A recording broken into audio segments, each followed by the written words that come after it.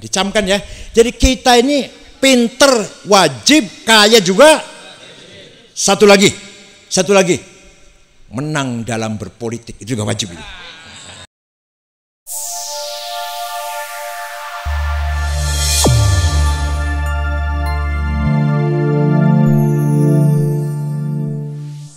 Assalamualaikum warahmatullahi wabarakatuh. Bismillah, alhamdulillah, wassalatu wassalamu ala sayyidina wa maulana Muhammad Rasulillah wa ala alihi wa sahbihi wa man tabi'a hudah. Ashabul fadilah, hadratil muhtaramin, masyayikh Kempek, wa ala ru'sihim Ki Haji Muhammad Nawawi ibn Syekh Umar Saleh, Kiai Mustafa Akil, Kiai Ni'am Akil, wa baqil asatid wal mudarrisin wal muallimin, santri-santri yang berbahagia. Alhamdulillah kita diciptakan menjadi manusia. Jadi apa? Manusia, makhluk yang paling utama, lebih utama daripada batu, kayu, alam, lebih utama daripada makhluk jin setan, lebih utama daripada binatang, lebih utama daripada malaikat. Walaupun kita hidungnya pesek, kulitnya hitam, giginya kuning, yang kuning giginya malah, yang mancung malah. Tapi kita ini makhluk yang paling lebih mulia daripada malah. Betul, serius, bukan guyon, bukan. Kenapa kita mulia? Karena kita menerima amanah dari Allah. Selain manusia tidak ada yang berani menerima amanah. Manusia menerima.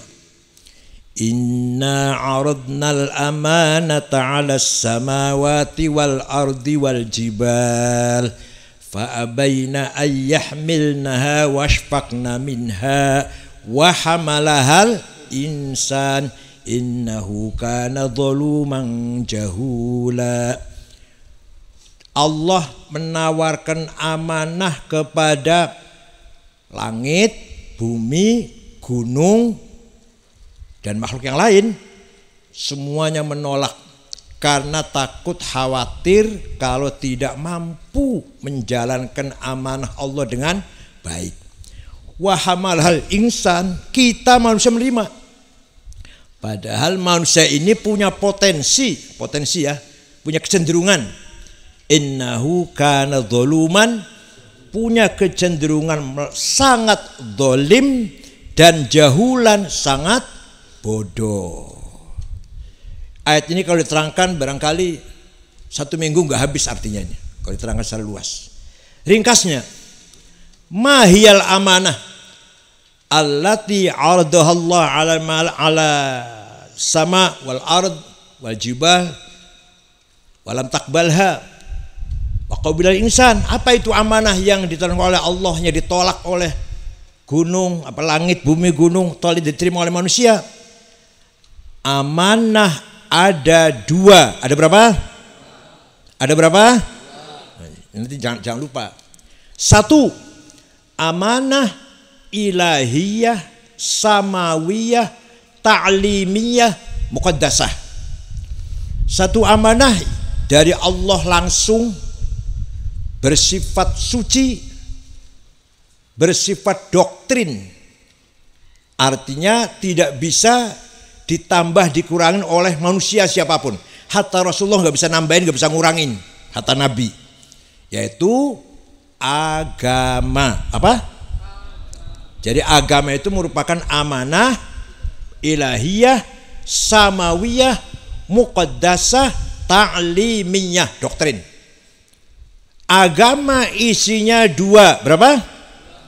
1 akidah, 2 syariah. 1 akidah, teologi, keyakinan, sikap batin kita, sikap ruhani kita, meyakini rukun iman yang 6 itu tidak bisa ditambah, nggak bisa dikurangin. Siapapun nggak bisa nambahin, nggak bisa ngurangin. Dalam rangka memperkuat, menjabarkan, memperluas arti akidah, lahirlah beberapa madhab, Syiah, Khawarij, Jabariyah, Murji'ah, Jahamiyah, dan Ahli Sunnah wal Jamaah. Kita memilih yang Ahli Sunnah. Dalam rangka menjabarkan syariah, lahir madhab 10. Abu Sufyan Tsauri, Daud Dhahiri, Imam Zufar, siapa lagi? Imam At-Tabari, dan yang masih sekarang Imam Hanafi, Maliki, Syafi'i, Hambali. Kita milih Syafi'i. Paham buatan? Paham tidak? Jadi kita ini dalam diri kita ada menerima amanah ilahiyah. Apa namanya? Akidah dan syariah, yaitu namanya agama. Kewajiban kita memperdalam, mengamalkan, mengembangkan, memperluas, mendakwahkan, menyebarkan, mengajak umat Islam, umat manusia semuanya agar memegang teguh dengan akidah dan syariah Islam kita. Kewajiban amanah kepada kita semuanya. Dan itu ringkas saja itu. Yang kedua, amanah yang bersifat insaniyah, ardiyah, ijtihadiyah, yang bersifat kreativitas manusia, kecerdasan manusia, tidak suci, ghair muqaddasah. Paham tidak? Amanah yang kedua, apa namanya? 2, thaqafah dan hadarah. Apa? Thaqafah, membangun peradaban, ilmu pengetahuan. Umat Islam bisa menjadi umat yang mulia kalau kita berilmu. Dulu pusat ilmu ada di pusat-pusat pemerintahan ibu kota Islam. Terkenal Baghdad karena di situ lahir beberapa ulama yang cerdas-cerdas. Sejak dipimpin oleh Khalifah Al-Ma'mun, menerjemahkan kitab-kitab dunia, buku-buku dunia terjemah dengan bahasa Arab. Baghdad terkenal. Belum ada Amerika, belum ada Eropa, belum. Itu dalam rangka umat Islam kita itu membangun thaqafah Islamiyah.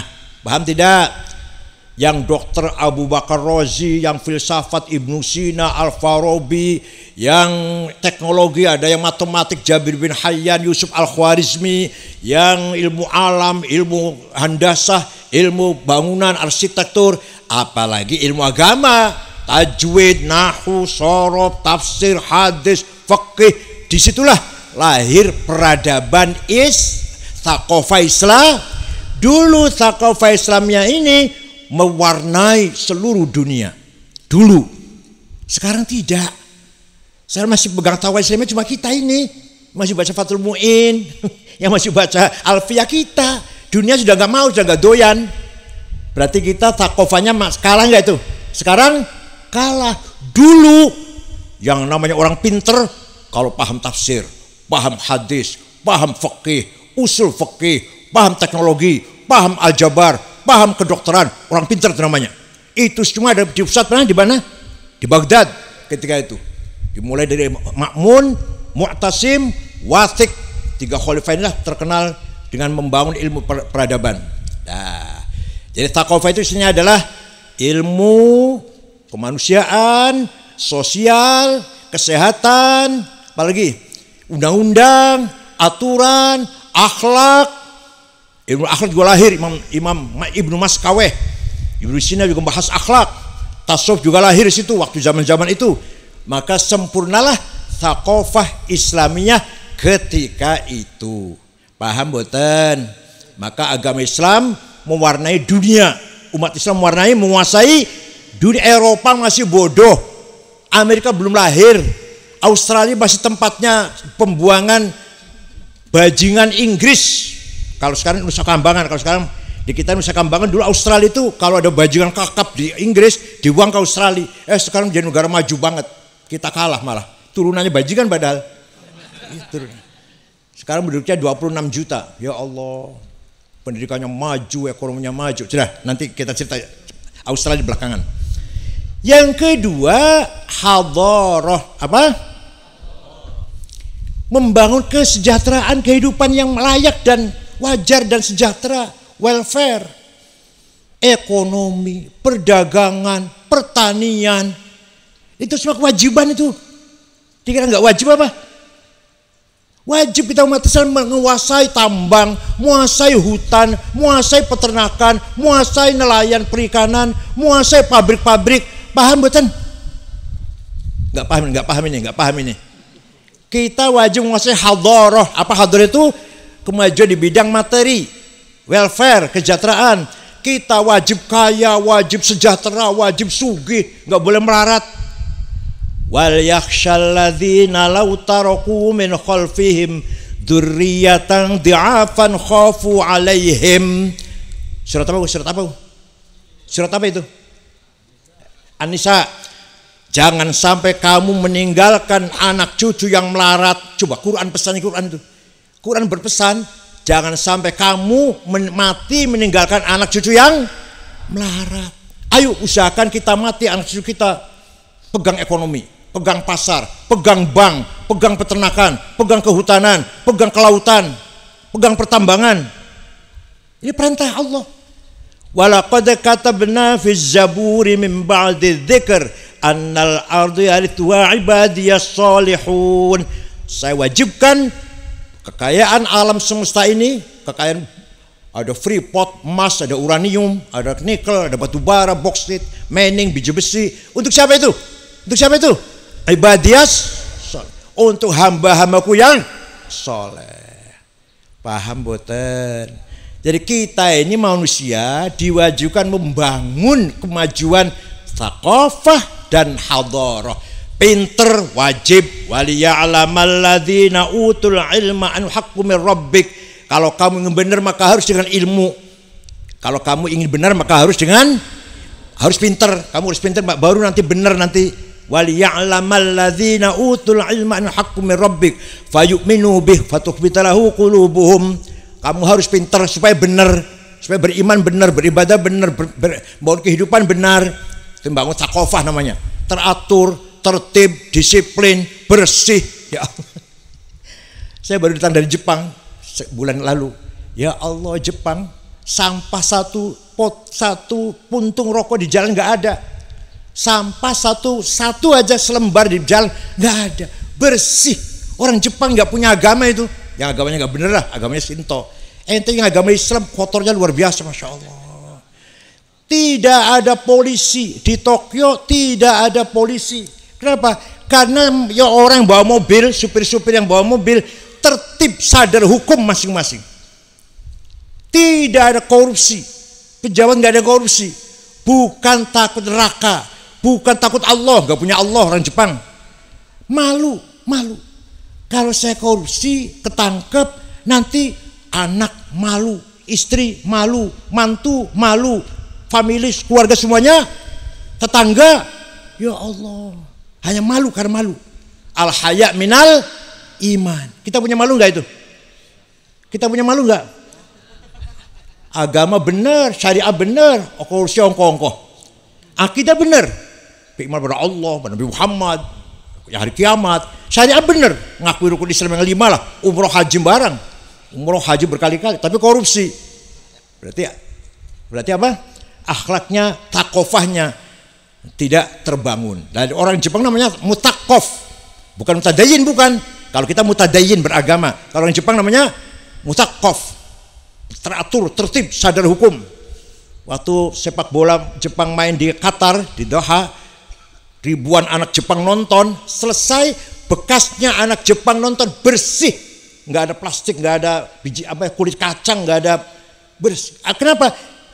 Di ringkas sendiri-sendiri, dibuang ke tong sampah masing-masing. Nggak ada yang meninggalkan sampah di tempat duduk. Bekas anak Jepang itu. Kita kapan kira-kira itu? Kita kapan kesadaran kayak itu? Kapan kira-kira? Jawab. Kita kapan sadar seperti itu? Kapan tuh? Pesantren bersih, yang rokok boleh ngerokok tapi ada tempatnya, nggak ada puntung rokok di mana-mana. Boleh ngerokok di Jepang, boleh ngerokok di Jepang, boleh ngerokok, nggak dilarang, tapi ada tempatnya, nggak sembarang tempat ngerokok. Buang sampah di tong sampah, nggak ada polisi, supir tertib dewe-dewe, nggak ada orang korupsi. Itu Jepang itu. Begitu pula di Australia, begitu pula. Nah, yang kedua, welfare hadoroh, kita kaya sejahtera, ya Allah.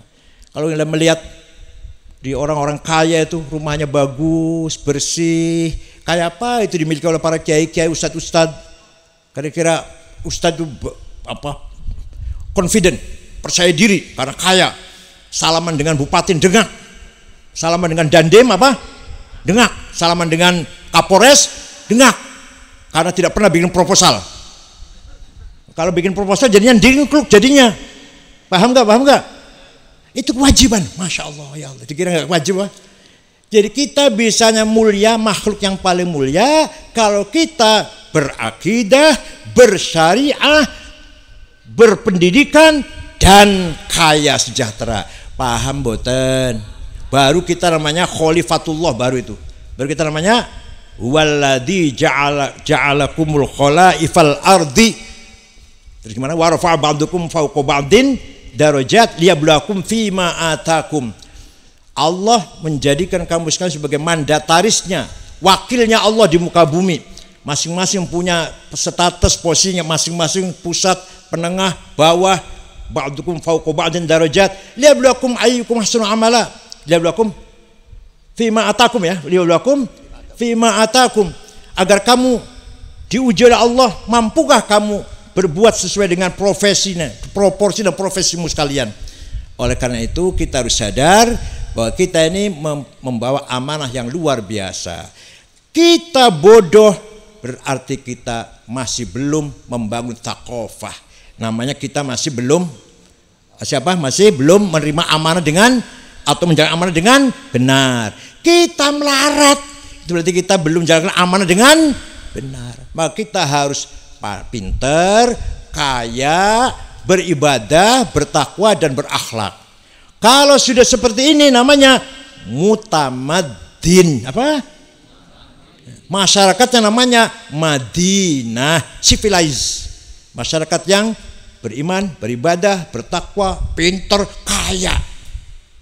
Sini ngomong kayak gini, belum ngobe, pengen bisa nyatanya pengen beli nyatanya. Belum ngobain, pengen beli nyatanya. Pinter, pengen beli. Sugi pengen beli. Ya Allah, menang baik. Menjadi masyarakat mutamaddin. Kalau ada orang beragama, berakhlak, bertakwa, beribadah dan pinter dan kaya, orang itu namanya mutamaddin. Apa namanya? Yang thaqafahnya sempurna, hadorohnya juga akidahnya, syariahnya juga sempurna. Itu harus sadar, harus dicamkan dalam hati kita masing-masing. Kita ini membawa amanah dari Allah yang sangat mulia. Nabi Muhammad itu kaya. Jangan dikira Nabi Muhammad nggak kaya. Waktu bayar mas kawin Siti Khadijah berapa itu? 500 sampai 500. Walhasil Nabi Muhammad itu hartanya kalau dihitung hartanya triliunan. Dari hasil rampasan perang, hasil warisan. Dikira Nabi Muhammad melarat apa? Punya 9, dinafkahi semua kok. Ya emang tidak kaya banget. Yang kaya banget Sayyidina Utsman, yang kaya banget. Nabi Muhammad juga kaya. Kalau dihitung hartanya triliunan itu. Ya Allah. Kiai Hasyim Asy'ari kaya. Kiai Wahab kaya. Kiai Ali Maksum, Kiai Mahrus, Kiai Bisri Mustafa kaya. Walhasil kiai harus kaya. Di samping jelas sudah kiai jelas sudah mutakaf jelas. Tapi juga harus kaya. Paham mboten? Pengen mboten? Menang bae sih ya, pengen mboten? Saking pengennya Bu. Kayak beli apa? Allah ngomong apa sih kayak gitu ya? Enggak. Dicamkan ya. Jadi kita ini pinter, wajib, kaya juga. Satu lagi. Menang dalam berpolitik itu juga wajib itu.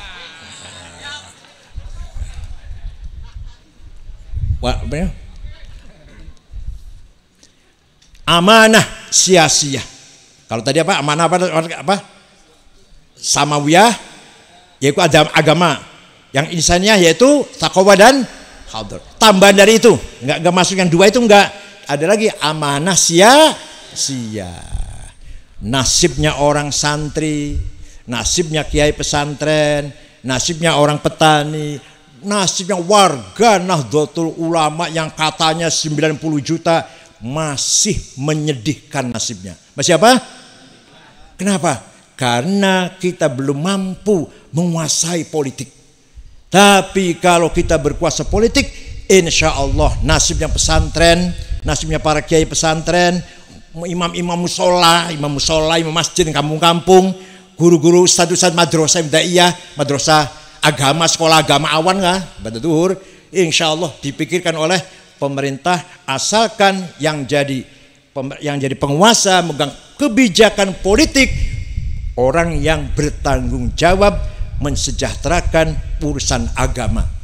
Jadi yang betul-betul beragama harus kita dukung. Paham betul ini?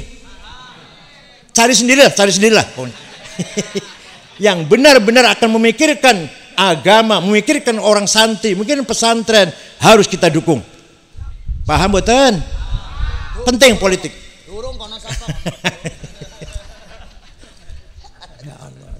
Coba waktu undang-undang pesantren, hari santri dulu. Hari santri, alhamdulillah waktu itu saya berperan ya, waktu itu Pak Jokowi kampanye periode pertama, kalau saya menang akan ada hari santri. Hari santri maunya tanggal 1 Muharram. Saya matur, mohon maaf nyuwun pangapunten Presiden, kalau tanggal 1 Muharram kurang tepat karena itu awal tahun Hijriah milik umat Islam sedunia. Yang tepat apa? Tanggal 22 Oktober di mana fatwanya Hasyim Asy'ari resolusi jihad. Alhamdulillah diskusi di Hotel Salak Bogor dirawi didatangi oleh narasumber Pak Zumadir Azra, Abdullah Sarwani, saya sendiri, direktur pesantren Ali Drus waktu itu, semua ormas Islam.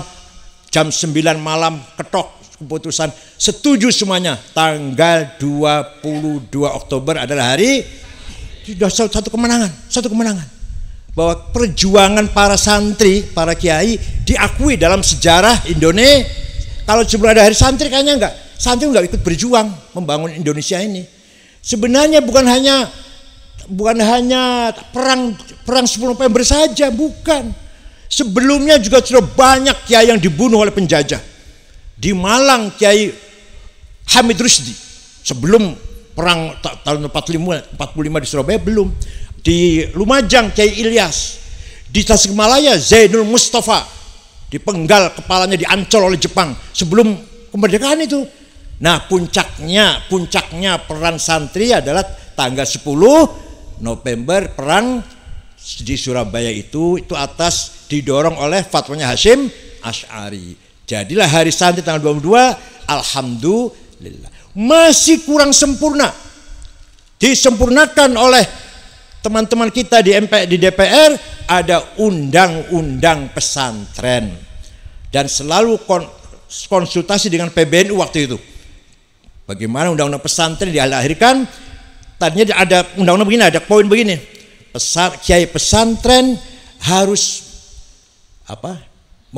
diawasi apa diapalah, harus dibawa pengawasan Kemenang. Jadi Ki Mustafa ini harus dibawa KUA gempol.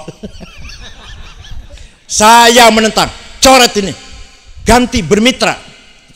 Pesantren ada mitra dari Kementerian Agama, bukan bawahan. Kiai Mustafa bukan bawahannya KUA, bukan, mitranya, kerjasamanya bareng-bareng itu oke. Kalau bawahan masa itu undang-undang pesantren, alhamdulillah. Tinggal satu lagi yang mudah-mudahan PBNU sekarang memperjuangkan, anggaran untuk pesantren. Selama ini anggaran pendidikan hanya pendidikan yang mainstream.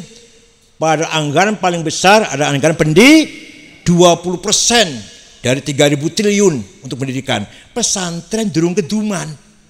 Nah, ini harus diperjuangkan juga oleh teman-teman di DPR itu. Makanya politik sangat menentukan nasib kita masyarakat pesantren. Kalau kita yang nasibnya bisa baik, presidennya, wakil presidennya harus paham betul?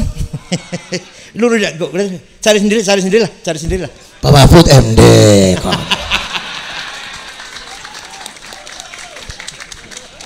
Pokoknya yang santri lah.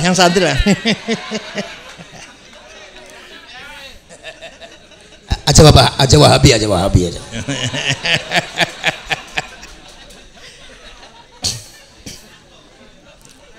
Walhasil kita dengarkan perdebatannya. Kalau memang ada poin akan mengangkat memikirkan nasibnya pesantren, ya itulah insya Allah yang bisa kita harapkan.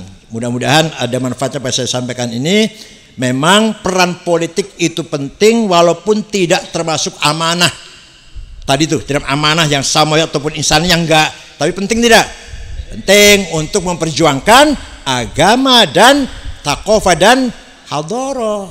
Politik itu penting karena untuk wasilah agar kita berakidah kuat, bersyariah kuat, bertakofah maju, berhadharah juga maju. Dengan politik kemenangan politik. Paham betul?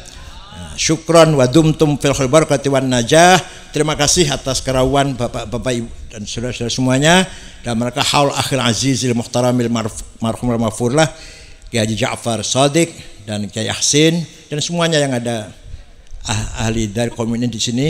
Mudah-mudahan Kiai Harun, Kiai Umar Soleh, Kiai Nasir dan lain-lain, Kiai Idris, Kiai Ali Kamali, semuanya ala rahmatillah fi rahmatillah insyaallah wa maghfirati wa fi jannati. Syukran wa dumtum fil barakati wan najah. Wallahul muwaffiq. Wassalamualaikum warahmatullahi wabarakatuh.